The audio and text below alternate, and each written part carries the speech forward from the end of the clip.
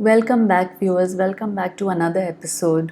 So, this is episode 21, and today I'll tell you about moving to Bombay, my first impressions of Bombay. So, in those days, it was called Bombay, it was not called Mumbai.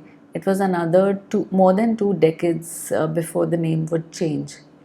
So, the first thing that I remember about being in Bombay is um, where my mom was standing in this apartment and looking around and telling dad, okay, I think I can live here. It is bright enough, the windows are large enough.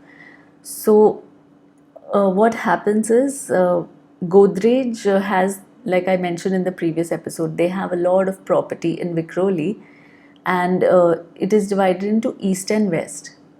So in the east, they have a colony called Creekside, which is near the creek. There's this lovely creek which has these mangroves and exotic birds that come over there, the flamingos and ostriches and all of those. So that apartments around that side are called Creekside apartments. Then towards the station, there are different kind of apartments. Those were called station side apartments. Then another side towards the railway, there was a overhead railway bridge. So the apartments towards the houses, those were not apartments. The houses towards that side were called Kendra apartments.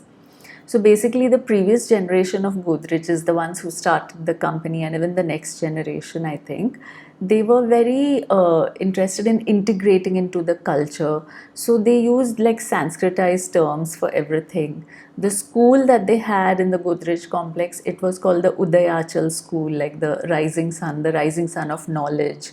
And then the club, I guess, where they had table tennis and all these games, and then they had a doctor clinic and all of that. So they called it the Kendra, like the Krida Kendra, where they had all these games and I think karate classes and all of that. So the houses near that side were called the Kendra side houses, and I loved them. They had a garden at the back and the front, and they had a front door and a back door, and I found them absolutely beautiful. Those people had trees growing in their yards. They had like a garden in the front, a garden in the back. Like, I found it extremely beautiful. So these were the colonies in the east for their employees. Then on the west, they had the hillside quarters. We had hills around our houses. So in hillside, the sections were divided into Godrej and boys housing.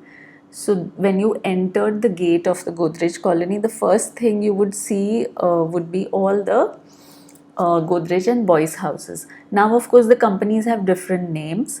So at that time, the two companies were called Godrej Soaps and Godrej and Boys. So my dad had been hired by for Godrej Soaps. So initially, when you entered the gate, all of the Godrej and Boys, there were lots of apartments. So you kept on going ahead, and then there was a something that we called the Nalla. So the Nalla was basically, I think there was a stream, or I don't know if it was a gutter, but it was an open thing, and there was a bridge across it. So once you crossed that Nalla, then you came across the four soaps buildings. There were just four buildings for Godrej Soaps employees over there, and that first building was called the Managers Building. So that was SPC1, that was the numbering convention. Ours were SPE, and the Managers Building was SPC. I guess that depended on the layout. So these were 2 bedroom apartments, and we found them very fancy. Even the rooms were bigger than our rooms, and they had these fancy style balconies different from ours. And so ahead of the Managers Building was our building, and we got an apartment on the third floor. So it was a lovely open space, like there was lots of open space between the four buildings, and there were trees growing over there. So there were a lot of mango trees. So I spent many pleasant times walking around under the mango tree, searching for little fallen raw mangoes that we used to collect and we used to eat. So that was good fun. We enjoyed doing that. Then between our building and the manager's building was a jamun tree. Now, I don't know what you would call the jamun in English. I don't think there is an English word for it. It's not a berry that exists in other parts of the world. I think it's just in India.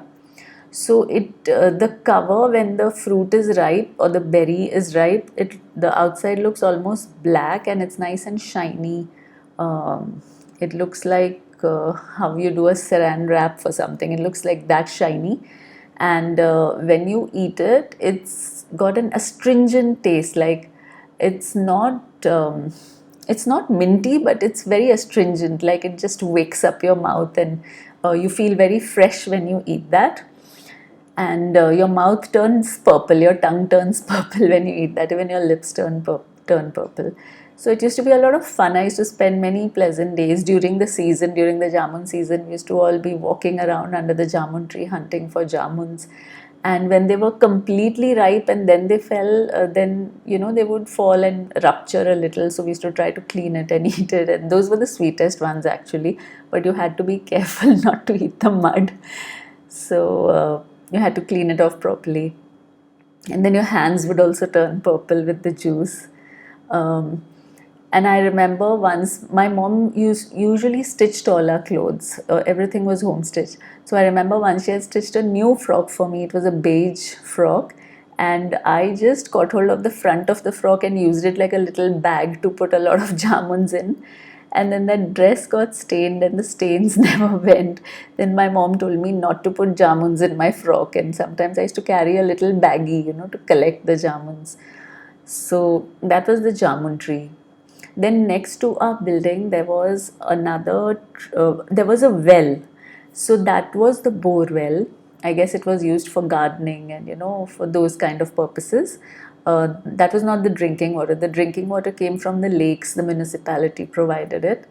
So the well, next to the well, there used to be it was a bush or a tree, I don't know what to call it, but it used to have such an interesting fruit. We used to call it imli.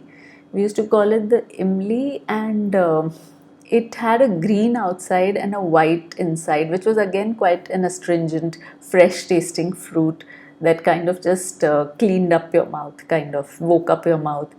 And I have not seen it in too many other places. I've seen it in some places in Maharashtra. And when that fruit turns ripe, it becomes really fat, and the outside becomes almost pinkish in some places. And then the seeds inside turn black, and that's when the imli is really sweet.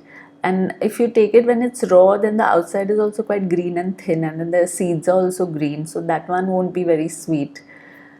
And then there were some neem trees, there were all kinds of trees. And then there was a wooded area next to the manager's building. So that was very beautiful and interesting, and it used to be like an intriguing, mysterious place for us. Like later on, when we were reading mystery books and all, and we used to be like, oh, is there something, is there some mystery over here, is there something going on, do we have to uncover some mystery over here? And I think one day when we were walking around in that wooded area, we saw a little structure which looked like a room, and we were like, oh, why is there a room here? It was probably just the nursery. There was a nursery over there. They used to keep plants and all of that. So it was probably the gardener's room or something, the garden shed. And we were all like intrigued. Oh, why is there this little room here? And we used to have little picnics in this wooded area. Each one of us would bring a little something from our house, and then just have a little picnic. And then I remember gathering twigs and kind of sweeping up that one space for the picnic. And then there used to be a lot of palm trees around, date palm trees, and then some of them had rocks near them, and then I was very fascinated by this, and I used to go and play on the rocks and pretend it was my home or my space. And some rocks had little ridges, or the tree had a little cut, and I would be like, oh, this is my shelf, and I would put little pebbles in that. I really enjoyed my time in Godrej hillside. And sometimes I used to pick up little pebbles and try to carve. I thought that's how you learned carving. Like I would pick up a smooth stone, I would pick up a sharp stone, and I would try to carve. So I had really interesting times at Godrej. It was a very pleasant time for me. And So in my building, I will tell you about a little bit about the neighbors. So on the ground floor, basically, I'll before telling you about who was on the ground floor, I'll tell you about the mix of people. So it was a very interesting mix of people over there, which you don't find in the usual places where you live. Later, wherever I lived, I never found such an interesting mix of people.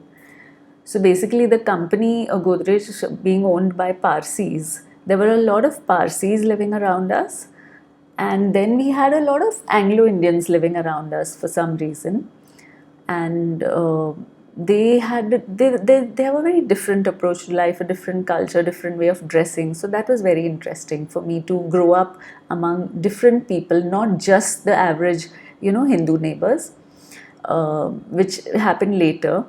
So we did have the Gujarati, Maharashtrian, we did have the Hindu neighbors also, the Muslim neighbors also, but then this was, I feel like an eclectic mix, a different mix of people. And then there's a typical way that these Anglo-Indian ladies dressed. The Parsi women and the Anglo-Indian women, there's a very peculiar, very unique kind of dress that only they get stitched. So I don't see other people who wear frocks, wearing them like that. So it's typically like a sleeveless, knee-length fitted frock. So that's very unique to these communities, the Parsi and the Anglo-Indian Catholic ladies community. I don't even know if people dress that way now, but at that time, almost all these ladies that I saw around me used to dress like that. So I'll tell you more about the neighbors and who was on which floor and all of that in the next episode. So for now, I will just tell you that my first impressions of Bombay were very favorable. I was fascinated. I started thriving. I loved it. I enjoyed my childhood in Bombay, and I felt like it was a growing experience compared to the Dapchari place where I used to sit in a class where I did not understand anything, and um, I felt this was a blossoming experience for me. Living in Godrej Hillside, I started blossoming. So I'll tell you more about this in the next episode. So that's all for now. And please do give a thumbs up if you like this episode. Please do subscribe to my channel if you're not subscribed. And stay healthy, stay well. Bye for now, dear viewers. I'll see you soon. Bye bye.